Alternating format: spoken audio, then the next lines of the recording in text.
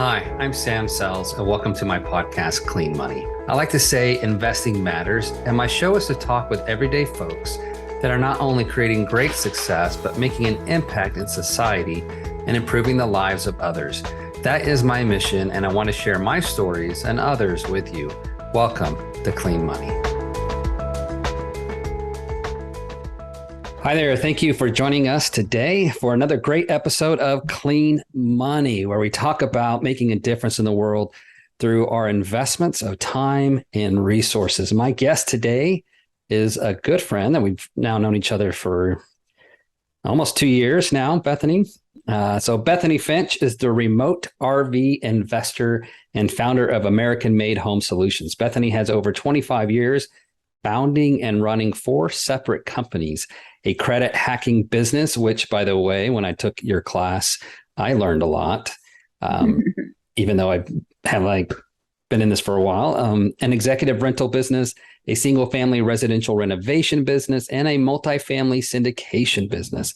Her and her husband, Kurt Finch, have worked their way all the way up from a groundskeeper to owner of multifamily. And at one time, Kurt had over 5,000 doors, all under full renovations across 20 different properties under management. Kurt and Bethany are working to utilize their God-given gifts to further Christ's kingdom while utilizing their many properties in many different markets. Bethany spent many of her years also teaching both K-12 students and adults in a variety of subjects, such as higher level maths and sciences. She loves to see the light bulb go off for people to be able to see the door open to opportunities they never knew were available. You can find Bethany and Kurt traveling the USA with their RV security Blue Dog. Welcome to the show, Bethany. It is so good to have you on. I know we've been talking about doing this for a long time. And I do have to say, from the very first time I met you and Kurt, I was like, oh my goodness, you guys, you're passionate, you're working hard, you're open, you're honest. And like me, we came from nothing and we created something. And so you didn't get a small $1 million loan from your daddy. You didn't, follow all the rest of your family through Harvard or Stanford or one of these other, schools. You guys built it from nothing. And that is so powerful. And I know when you talk to people about what you do, a lot of them had no idea they could do something like this. It had never entered their vocabulary, their family had never talked about it growing up. And so, yeah, it's just great to have you on this call, and I will shut up right now. So. Oh, thank you very much for having me, for sure. Don't even hesitate about that. It's always fun to get to meet other, not just investors, but entrepreneurs that are actually trying to do something when everybody else is not. Right. Because it is a different road and a different path. And everybody looks at you like, well, why would you do that? Just go get a job. Just do what everybody else does. And they don't understand the reward versus that extra work and effort we're putting in. It's like, nah, I sleep way better at night. Yeah, absolutely. And it's funny, you talk about that. I've heard that so many times, like, Sam, just go get a job, and then your life will be stable and blah, blah, blah, blah. I'm like, look, no, I can't. I can't. Yeah. There's no peace there, right? Because when we're just trading our time for dollars, that somebody else has determined how much my value of my time is, and that person never will value it in the same number that I value it as, because I know what I'm capable of. And when they turn around and say, oh no, you're worth, minimum wage is this, that's what you're worth to me. Yeah. To them, yes, right? But to somebody else where I can help show them and expand their business and blow that thing up, it's like, okay, wait, that's worth a whole lot of money. And why would I want to trade my time for dollars there? Right. Absolutely. And conversely, on the other side, you have folks who are like, oh, entrepreneurs live this amazing lifestyle and it's, so easy because, the TikTok generation, that 30 seconds of, oh, I'm just going to do a little video, I'm going to be famous and blah, blah, blah, blah. On the other side, because we have commiserated just as well as celebrated, things haven't always been easy for you and Kurt. No, No, anybody who's worth their weight in salt in the business world will have gone through some things, because that's how we learn. We don't learn to walk by always never falling down, right? We fall down, we learn how to get ourselves back up, and we stabilize and we move forward again. And then we get a little better each time. So if we never have those hardships, we're never going to get better. And it's just human nature. It's what we're designed to do. But man, it stinks. Who wants to do that? Who wants to go through that? But yeah, it's like, okay, and the bigger the price tag, the more learning lesson we tend to remember, right? Yeah, absolutely. Yeah, some of those scars were very expensive scars, but you can read things in a book, and sometimes it sticks, sometimes it doesn't. But when you've lived it and you've experienced it, then that's so much more valuable than a book. That's why I've been stressing to people that come to me like, hey, how do I get started? I'm like, you need a coach, a mentor. I did not find a mentor. I was based in Alaska. I was traveling back and forth to Korea all the time. We were building this 500-bed hospital, and I tried to learn everything from YouTube and books, and I made so many preventable mistakes. Yeah. Expensive mistakes. Some of those cost me hundreds of thousands of dollars. You'll pay for your education one way or the other, right? You're going to pay for it, yeah. And you learn from that coach, or you pay for them down the road. They're always like, oh no, I can bootstrap my way. I can do it. I can keep the cost down. That's fine, but you're going to pay for that lesson down the road, because you will make it 100%. Oh yeah. A $5, $10, $15, $30, $50,000 a year coach will save you millions of dollars, or at least hundreds of thousands of dollars, without question. If I could go back to myself in 3 years ago or 5 years ago, when I almost 6, holy cow, this is getting back. So if I could go back to myself, I'd probably just punch myself in the face and be like, Sam, I find a coach. But it's easier now to find them than there was back then. Well, and it's true. Very, very true. So that brings up a good point. So I've been in business 26, 27 years now. When I started, I didn't have a coach. Right? I bootstrapped it. I figured it out. I did this. My businesses have morphed. I've had, 3, it's kind of waxed and waned, anywhere between 2 to 4 businesses.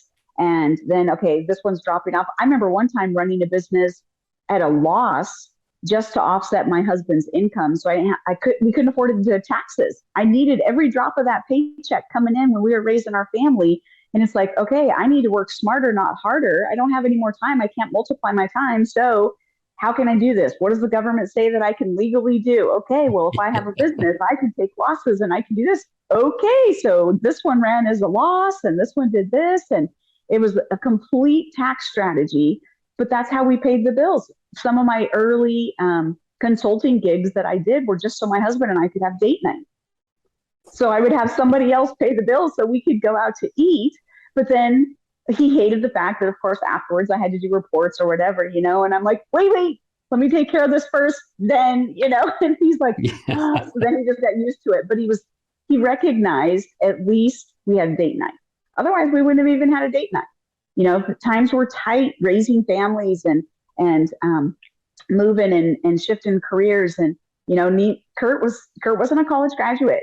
He worked hard and graduated from high school, and he was the student that the principal was like, we're kind of just wishing you'll leave. So here's your diploma kind of guy, Yeah. But he recognized he always knew how to work hard, and he always saw the value in hard work. And so he was like, okay, well, what can I do here? But he never saw himself as anything more than whatever that supervisor told him. So it took years of me dumping into him and pushing him, not very nicely sometimes. Women, I don't know, I'm not the model here. Don't look at me. I was pushing sometimes very productively, but not so appreciatively. Yeah. And in doing so, it allowed him to go, okay, wait, maybe I can do more. Okay, wait, maybe I can apply for that. Okay, maybe I could do this. Oh, wait, no, I could do that. But it took a lot of me on the backside and a lot of conflict in our marriage for him to start seeing, oh, I can do this. Oh, I can do this. Oh, I can do this, and work his way up, to where when he finally got to where he had over those 5,000 doors, all under full-blown renovations, and they're basically paying him a supervisor salary to be the asset manager of every single one of those. And I showed him this, and I'm like, hey, guess what? He's just excited he's making all that money for the first time in his life. And I'm like, guess what your true value is? Let me show you this. And he's like, what? Yeah. Wait a minute. Yeah. Kurt, you want to come work for me, buddy? I mean, yeah. And so but that's what society does, right? It programs you to do exactly what they want you to do, not what God designed you to do. My husband is phenomenal at building teams and building men and systems and operations, very kind of tunnel vision focused. So because of that, he's looking at it through, this little tiny lens where all the other people are looking way out here, and he can get a lot of things done efficiently. But then in the same token, when he buys into all their agenda, it sabotages who he was meant to be. And so he went through a very, very dark time. That midlife crisis hits, right? I went through a dark time. I had gotten injured on my job. I needed to figure out a way to increase money in the business because I wasn't going to have a job, and had to figure all this out. And in the meantime, 7 surgeries. It's like, okay, how am I going to do this? I need to be more passive. So that spun me into a whole different level of, okay, I need to duplicate my time. I need to duplicate my passive income. How am I going to do this? And that's when we shifted gears with more of the real estate. But I paid those big dollars to get a coach. And I hit the ground running where many of the others that went with us, they didn't. And they're still, barely getting by because they didn't. That coaching made a huge difference in my world, and just hitting the ground fast and hard. Yeah. That's your journey's incredible. And I love how you were talking about like the aperture that you have, or that Kurt had. It just reminded me of when I started in commercial real estate. Like I drove from, I was in the Air Force. We moved from Florida all the way up to Alaska, and we drove the whole way. So it was like a 13-day trip with a 1-year-old, and it was in camping. And it was, I love that my wife was ready to strangle me. Right. and the kids, 3 kids, one of them 1 year old. Yeah, it was just, our daughter and her son used to fight all the time because they were just that age. But anyhow, so like I had a lot of time to think, needless to say. And I was like, I've been flipping homes for like a 12 years at that point, 13 years. And it was just always a lot of hard work, and it kept me away from my kids and my wife. And plus I was active duty military, and I was deploying and all this other stuff. And I was just tired. And it's like, I need to get into something different. I need to get more doors. Maybe I'll, and we grow up and we learn about single family homes, and we think like, oh, I can only get up to a 4-door, quadplex, because that's anything beyond that's a commercial loan, and that's scary. And now I'm like, no, commercial loan's easier. I can go get a commercial loan all day long, but trying to get a single family home loan is the biggest pain in the rear. It's like pulling teeth, right? Yeah. It's like, are you kidding me? In 1974, you spent 10 cents. Yeah. Wow. Yeah. They're going through every orifice of your body trying to, determine if you can pay this thing, and you're like, oh my gosh, it's terrible. Right. So just looking at the asset and looking at the investment. Oh yes. Yeah. Oh yeah. Sure. But we have the same thing. We have the exact same struggle. So when we launched more of that real estate side, Kurt, again, in that fear factor, okay, you just need to do single family. And I look at him and I'm like, are you crazy? All we know is multifamily. And you want me to start over on single family? What is up with that?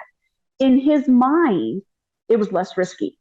And he's Mr. Safety Liaison, right? He's not jumping out of airplanes like me. He's not whitewater rafting. He's not doing any of the crazy stuff I do, right? So he's like, nope, honey, you need to do single family. And I'm like, I don't know anything about single family, which is hence the reason I got a coach.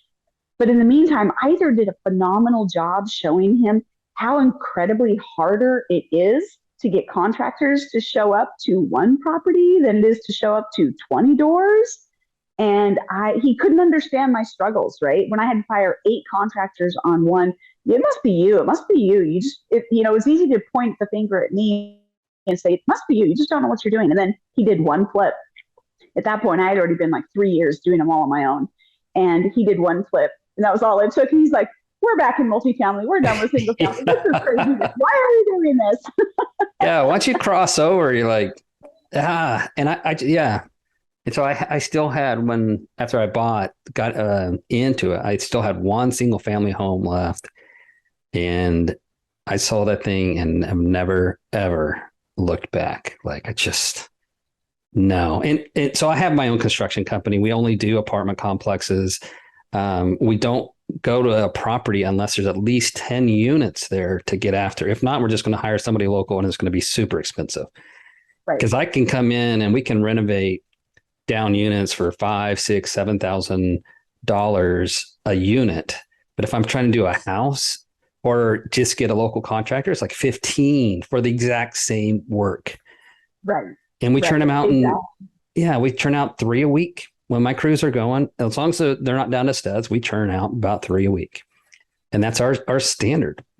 In big property, if we're getting after it, we can do 20, 25 units a week. Not a week, a month at a bigger property. Right. So like scalability, you're multiplying your time, right? You're multiplying your assets and resources, right? People think of their resources and they only think of how much money is in the bank.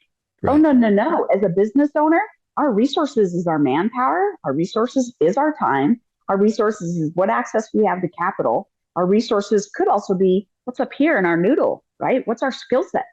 So once I started showing Kurt, look, there's other ways that we can do this. We can still mitigate risk. I had to change my vocabulary and stop talking all the scary stuff to him and talk the real stuff of, look, this is what the real reality of this is, and this is what this looks like, and this is how this works. And once he started understanding that, he's like, well, yeah, just like you said, I can do 3 of these a week. And I said, and how many flips are you doing a week? And he's like, oh, right. Yeah. So then you start seeing the math, right? So you just have to get it in a place, in a position. But in the same token, I didn't start this business because I needed one more business. That was the last thing I needed. I went through a horrible depression because of all the accidents and injuries. And through that depression, I was incredibly lost. I had been teaching and athletic director, and all of it was taken away from me. And I'm stuck in bed on a machine for like 2 months. It was the worst time of my life. It was horrible. And I'm like trying to figure out, it's like, how do I reinvent myself? Basically, Lord, what does this look like? I don't have a clue what this looks like. You need to show me. But ultimately what he showed me was I wasn't the only one struggling. My husband was also struggling. Mm-hmm. And he's already shown me through our whole, we've been married 30 years now. So up until that point, that was, at least 20 years of marriage. God had showed me I needed to be the driving force to some of it because Kurt had been so programmed by society. Not that he wasn't designed to do something different, but he didn't know anything different, right? If we never see it, it's hard for us to envision it. Yeah. So God told me I needed to start this and I needed to do this for the men in my life, which is like, do you remember who you're talking to? I'm pretty sure I'm not. Don't pick me. That's not a good fit. And it was because God needed Kurt to see. And Kurt could only see things in a certain way. So when we went remote, it was because of Kurt mostly. Yes, it was, COVID was happening and they were shutting down the airlines and we were traveling. Kurt had no idea how I was doing any of our remote stuff. He didn't get it. He only focused on the single family side of things. He never understood any of the syndication stuff I was doing. He never understood the executive rentals, nothing. So when COVID happened and the airlines started dictating when we could travel, who we could travel, how we could travel, all of that, he's just thinking, oh, well, you're just going to be home now. And I'm like, dude, it doesn't work like that. Business still has to go on. So no, I'll still be flying. Yeah. He knew I wouldn't be wearing a mask. I went the entire country for 10 months without wearing a mask in every airport, in every plane, everywhere. And then finally, at the end of October, airline pilot was going to eject me off the plane. I have a medical card. I actually have a lung tumor and I have a medical card. So my lung doctor does not want me wearing a mask. And it didn't matter. Everybody else's fear was bigger and more important than my life and my health and my safety. Yeah. So when my husband saw that on the plane that day, he said, honey, never going to tell you this again. Please put your mask on. And we hadn't even got off the plane and he's already looking for RVs. Like, okay, we got to find a new way to get around because she's not going to go through this anymore. And so it was a turning point. Then once he got out on the road and he saw the markets I was already in, and he saw the properties and the people that I had already been working with and the things I was doing, it became real to him. Now it's like, oh, you really are doing this. Oh, wait, his vision enlarged tenfold. And wait, this is possible. Okay, wait a minute. Okay, doesn't mean he doesn't struggle still. Doesn't mean he doesn't have days where he's, challenged more so than others. Because when you're in an RV, like today, there's challenges. He's struggling with why our generator wasn't working right. Not a fun day, It's just there's more typical challenges when your home is being shaken all the time, as opposed to somebody whose home was fixed, Yeah. I was just thinking about that fear, and things that you said earlier about, the system. Trump said, whether you love him or hate him, and I love Dave Chappelle talked about this as well. He said, I don't know why everyone's so mad at Trump. He said the system's rigged. And everyone else, Hillary Clinton, the others was like, no, it's not rigged. And he's like, yeah, it is. It is certainly rigged. Trump said, yeah, it's rigged. And I use it for my benefit. Right. And when Dave Chappelle talked about it, just kind of like changed my mindset again, too, a little bit there. I'm like, you know what? He's right. And the system is rigged. You're in it now. You see it. You see how you are a business credit expert. Hands down. The folks that I've talked to at Duns and Bradbury didn't know as much as right? In the system is rigged, and once you understand, that light turns on. It's like having God in your life, and the light turns on and reveals truth, right? And when you understand, all of a sudden you're like, why am I talking about single family homes? We should be doing multifamily. Mm-hmm. Because the system is rigged and we're taught to be afraid of it. We're afraid of the big deals. And so my first 10 deals I bought on mobile home parks, they were all old and cheap and inexpensive and a crap ton of work because I was afraid. Yeah. And then when I went to go get loans from the banks on those properties, they wouldn't touch them because they weren't big enough. And they were too old. Mm-hmm. And that was it. Right. And then when we went into apartment complexes, and it's like, hey, can I get a loan on this? And it's, X million dollars. I'm like, yeah, no problem. And whoa. Like, wait a minute. I just needed to ask for a few more zeros and you've given it to me. Yeah. It's like, what's going on? And it was almost the exact same amount of capital that we put together on these dumpy old, $400,000 apartment or mobile home parks. As it was on a, $2-3 million apartment complex. And in fact, it was less. And so it's like, my goodness, I didn't understand. And I was just afraid that fear was holding me back. So we talk about clean money a lot. We talk about how we invest to make a difference.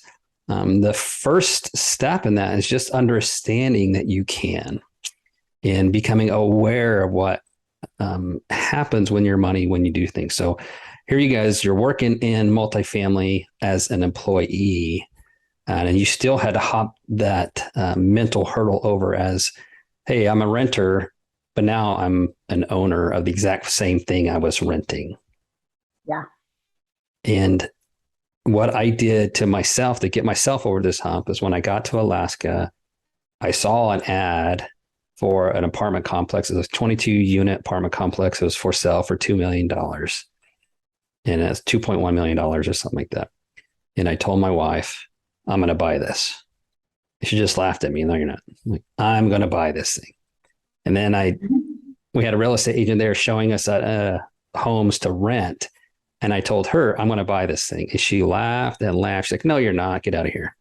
I'm like, no, I'm going to buy this. I know I'm a major in the Air Force. I don't make enough money to buy this, but I'm going to buy this apartment complex. And I never did buy that apartment complex, but that me just keep telling myself this, like, think and grow rich style, just, it doesn't manifest on its own, but that you got to flip the switch. Right. Well, it's like the Bible, it tells us, right? God gives us the desires of our heart, but who plants those desires there? God, who created us, who knows exactly how he created us and what he created us for. You know how many people in my life literally thumbed their nose down at me and I was worthless trash. My maiden name's Garcia. So I am, Hispanic. I grew up in a very, very poor part of the country. And, it's so many people never expected anything out of me. Get up, go get a job, and that would be the end of it. Mm-hmm. If I did that, I would be successful in their eyes. And God showed me very early on. My own mom didn't know who I was. So I needed to figure out who I was and keep telling myself that every day because everybody else was going to tell me I was something else. Mm-hmm. And I needed to combat that. So it's not easy. It's very hard. There's some days you're just like, nobody believes in me. What is going on? And I turn back to my Bible and I remind myself, I know every number of hair on your head, and I'm losing it like crazy. So like, he still knows it. We're in good shape, right? Yeah. And so, but he also knows, I never expected to be a teacher ever. And so he knew, because he designed me, why I would love teaching. So he didn't put that desire in my heart until later. He showed me that was there from the beginning. And I just had to be patient and walk through all the steps all along the way to prepare myself. So I was ready to be a teacher. And then I was like, oh my word, I'm so happy. I so enjoy what I'm doing. And then when God continues to show us the different seasons of our lives, I loved the time that I was a mom. It was crazy. You're never sleeping. I look back at that now and I'm like, Lord, I don't even know how we did this. Yeah. I'm running 2 to 3 businesses. I'm working full time. I'm homeschooling and doing all kinds of stuff, right? And it's like, Lord, I don't know how. It was the grace of God that we got through, and our kids are still alive and they're functional and doing well. And yeah. But it was also God taking us to the next step, because he knew the hard things we were going to be facing coming down the road, right? We've had some serious attacks come at us in all different forms and fashions, both from the Christian perspective, both from the non-Christian perspective. Mm-hmm. In our communities, we had very serious, very real needs that needed to be addressed, and we couldn't wait for somebody else to address them. So we started addressing them. As a teacher, I started teaching credit to anybody and everybody that I could. It's like, look, you don't understand. They're trying to keep you poor. Let me show you how to access this. Yeah. Let me show you what to do. And then we started a first-time homebuyers program and worked with some of the local groups in the area and said, look, if your people will come through our properties and they'll be a good tenant for a year, we'll qualify them, we'll get them through our program, and then they can buy a house. And they're like, what? I mean, they just couldn't understand that. It didn't make any sense to them. And I said, we're not giving it to them. They're going to work every step along the way. But if they're willing to work, we'll reward that. And to hand over the keys to them and have the tears in both of our eyes as they walk into their brand new house. And it's not new, right? It was new to them, but it was their house. They'd never owned one, and to be able to see a pastor, with tears in his eyes go, wait a minute. I can actually tell my wife we have a retirement account. Are you sure this is for real? Because so many churches don't even offer that because they can't. Their business model is broken and they're not set up for it. Mm-hmm. So the pastors have just resigned themselves to thinking that their wives and all of this kind of like state of insecurity that they feel is just supposed to be normal. And the pressure that gets relieved, it's just unbelievable. And then when we say, now go invest it, they're like, what? Now I can actually do something? Yeah. Even I could go buy a duplex and I can create passive income and I can do this. Their world just changes, you know? So when we have those opportunities, those light bulbs going off, it's so rewarding. And sure, there's the days that you're in the corner feeling like you just have the whole world on top of you. And you just have to keep looking for what's that vision, right? So I put the pictures up. I have them on my phone. I have my notebooks that I'll go through to remind myself, no, we did this. No, we did this, you know, and it's really not that we did it. God just used us. We got to be a part of it, you know? So even when President Obama came through to, you know, congratulate everybody on their hard work, I didn't show up. It's like, I don't need to see him. I don't care who he is. I don't care what he's doing. I don't know. We were here for our neighbors. We were here for our friends, you know, let them, you want to meet them? Go for it. Here, take my spot. Here's 4 more tickets. Have a good time, you know? Yeah. It's remarkable. You just reminded me, because I get this feeling again, every time I talk to you and to Kurt, that the world is still full of incredibly good people, just like yourself. We look at social media, we look at the trash that people put on there. A lot of times it's just so that they can get, you know, likes or get, you know, it's their business model. They go out and they are ugly, nasty people and are trolls, and that's how they get their following, which is a terrible business model in my opinion, and the antithesis of what we're doing with clean money, right? We want to make a difference in the world. And what you're doing is you're working with people who are making a difference in the world, but they're not taking care of themselves. And by investing in a way that where they know that money is going to something good, when you own multifamily, most likely you're doing some good. You're keeping clean, safe places for people to live, right? Whether it's really nice, whether it's workforce, whether it's affordable housing. Homes are where we spend a large part of our lives. It's the most important place on the planet is our home. And keeping them in a clean, safe place. You don't have to spend a lot of money to do that. You can do that just by your governance, right? Which is exactly what Kurt did for such a long time, even though he was paid beans for it, but he, you know, I mean, that's it. Right. And so now a pastor, for example, or anyone else who has similar values, religious values, they want to do good. They're trying to make a difference in the world. They don't,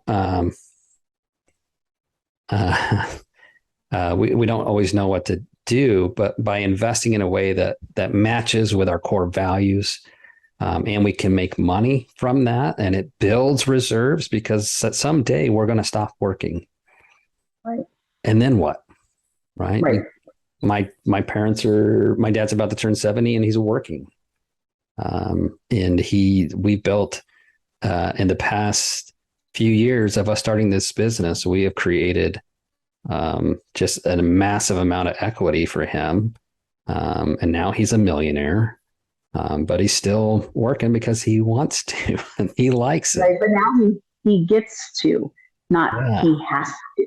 That's right. It. So if he doesn't want to go to work when he's 75 and he wakes up that day, he doesn't have to. And that's okay. Yeah. That's the difference. Right.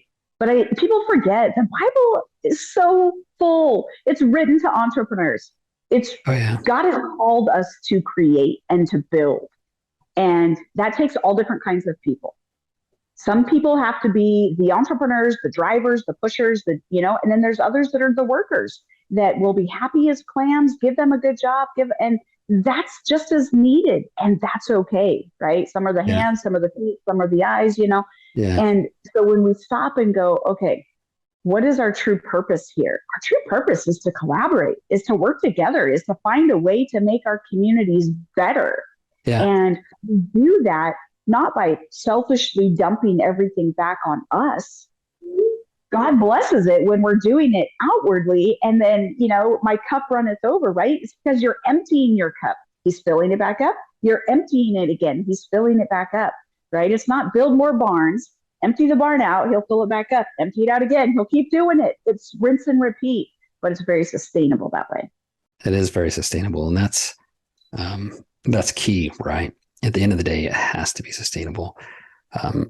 Well, we have talked for a while now, which is kind of what we do anyways when we're in person together. Right. Is talk, right? Because, old hats start talking about this stuff and we're real human beings and we're not, there's plenty of folks out there who are very impressed by themselves. And I'm not impressed by myself. I'm just working, just trying to live life, right? Just like you and Kurt. So I love, I've really enjoyed our conversation. I love how you're striving to have an impact. You are very open up front about your religious convictions and you share that. And you're not shy about that and people like it or not. I've always been fascinated with religion. I am religious myself. And I've have a lot of fascination for other world religions. I think far and away, religion has done so many wonderful things in the world. And it will continue to do so. So thank you so much for all that you're doing. And I love your letters. So how can people get in contact with Kurt and Bethany Finch? Well, you can always reach out to me on LinkedIn. Obviously, we've got that. We do have our own YouTube channel, American Made Home Solutions. You can find all kinds of fun adventures on there. So we have an RV blog. So if you want to know all the craziness that happens when you're living remotely, that's what the RV blog is all about. And that comes out every Friday. So people reach out to us to get on that. Otherwise, our website is just AmericanMadeHomeSolutions.com. In there, you can find information about our credit hacking or our multifamily syndications or our executive rentals. We build our business model so that it sustains one another, right? It's symbiosis, so that when there's times in our lives we're going to have to slow down and we're going to need to speed up in different things. And so that's the whole mindset behind that. And then when something happens to us and we're taken out and the kids are like, we don't want any of this, they can sell it all. And you won't even cry. So that's the whole concept behind it. Yeah, that's fantastic and awesome. We'll make sure that we have all those links in the show notes. And I've spent a couple months in an RV. My wife and I were like, yeah, not for us. Not for everybody, for sure. and a lot of it has to do with what RV you're living in also. Yes. It absolutely does. We are in a big 42-foot diesel pusher. And nice. Not a little tiny Airstream, 19-footer, none of this, it's different, right? But it's also a lot more expensive on the fuel. We don't get to park wherever we want. We can't find a shop whenever we need it. Right. Yeah. Pros and cons, right? Pros and cons. For sure. But it's home. It is. At the end of the day, I look around and I'm thankful. I'm thankful for the space. I'm thankful it's not smaller. I'm thankful that it's, warm and dry and we're safe. And when the tornadoes hit, we can pick up and leave. I'm thankful for that too. Yeah. Y'all have fun with that. I'm out of here. Pretty much. We're in Louisiana today and we'll probably be here through the month on a couple of our build to rent projects. And so storms were coming through and Kurt's like, uh-oh, this looks like a tornado over here. So he's already thinking in his head, are we leaving? Well, thank you so much for joining the show. It's been a pleasure having you here. And we'll make sure we get all that stuff and all of your links in the show notes. And awesome. Look forward to talking to you again soon, Bethany. I know we will. Speaking soon. Absolutely. Well, thank you very much for having me, Sam. I sure appreciate it. I hope your listeners got some value out of it. And if nothing else, I do have a free ebook that you can give to them, and that might help them feel like they got a little more value, maybe. Yeah, happy to do so. Absolutely. All right. All right. Have a good day. Thank you so much, Bethany. Thank you for tuning in to Clean Money, where we talk about sustainable investing that improves society. We are passionate about creating great investment returns to investors who want to use their money to make a positive social impact in the world.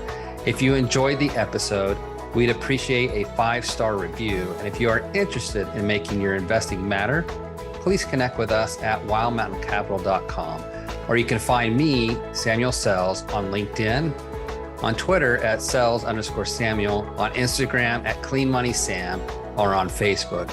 And finally, make your investing matter.